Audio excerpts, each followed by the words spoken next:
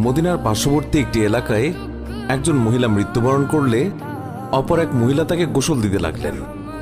যে মহিলা গোসল দিচ্ছিল তার হাত যখন মৃত মহিলার উরুতে পৌঁছালো, তখন সে আশেপাশে বসা 2-4 জন মহিলাকে বলে উঠল, হে আমার বোনেরা, তোমরা কি জানো এই যে আজ মহিলা আজ মৃত্যুবরণ করেছে, তার তো অমুক পুরুষের সাথে অবৈধ সম্পর্ক ছিল। গোসল প্রদানকারী মহিলা যখনই এই কথা বলল, অমনি সাথে সাথে অলৌকিকভাবে তার হাত মৃত মহিলার উরুর সাথে আটকে গেল। পাশের মহিলারা ওই মহিলার হাত ছুটানোর জন্য অনেক টানাটানি করল, কিন্তু কিছুতেই ছুটাতে পারল না।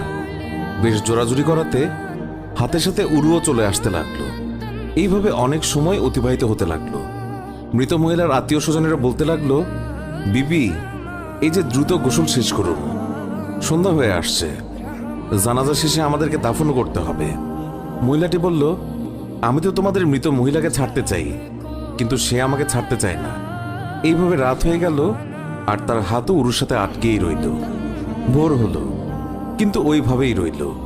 তখন সমস্যার জটিলতা দেখে মহিলার পরিবারের সদস্যগণ ওলামায়ে কেরামের কাছে গেলেন এবং একজন আলেমকে বললেন, মৌলভী সাহেব, একজন মহিলা অন্যজনকে গোসল দিচ্ছিলেন, তখন তার হাত মৃত মহিলার উরুর সাথে আটকে গেছে, এখন কি করা যায়?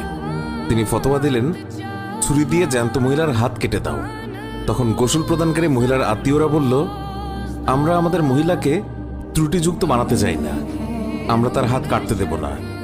সবাই অন্য মৌলভীর কাছে গেলেন, তাকে সবকিছু বললে তিনি বললেন, ছুরি দিয়ে মৃত মহিলার গোশত আলাদা করে দাও।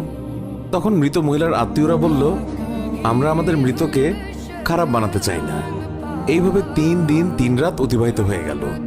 প্রচন্ড গরম ছিল, সূর্যের তাপ ভয়াবহ রূপ ধারণ করল, ফলে দুর্গন্ধ ছড়াতে লাগল। আশেপাশের অনেক এলাকায় খবর ছড়িয়ে পড়ল। সবাই ভাবল, এখানে তো সমাধান হচ্ছে না, চলো মদিনায় যাই। সেখানে তখন ইমাম মালিক রহমতুল্লাহ আলাই প্রধান কাজীর মর্যাদায় ছিলেন। লোকেরা মালিক রহমতুল্লাহ আলাইয়ের দরবারে পৌঁছে বলল, হজরত, একজন মহিলা অপর একজন মৃত মহিলাকে গোসল দিচ্ছিলেন, তখন তার হাত মৃত মহিলার উরুর সাথে আটকে গেছে, ছাড়ানোই যাচ্ছে না। 3 দিন হয়ে গেছে, এখন কি ফতোয়া? ইমাম মালিক রহমতুল্লাহ আলাই বললেন, আমাকে সেখানে নিয়ে চলো। সেখানে গেলেন এবং চাদর দিয়ে আড়াল দেয়া হলো।